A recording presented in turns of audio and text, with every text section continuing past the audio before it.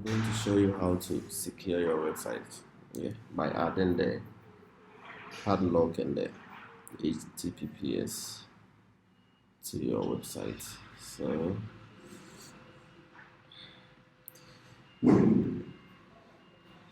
First you go to your settings, the general settings, then you add the S to the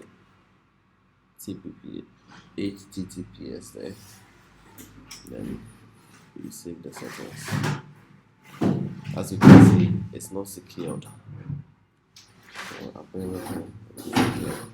Okay, so it will log you out, then you log in again.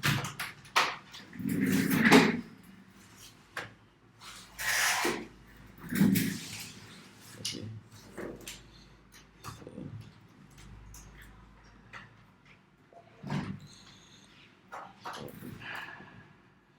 so after this, then you download the plugin.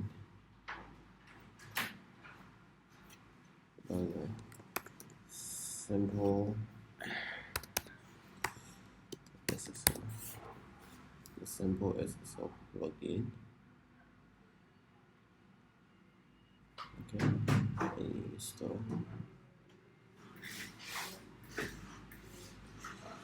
And you activate.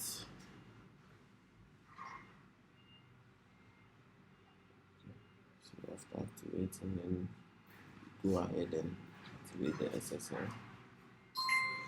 Okay, so here you can see SSL activate, but don't forget to change your settings in Google Analytics and Wordpress too. See settings page, then you enable the 301 redirects. You enable it and you save it. Voila, that's all. We are done.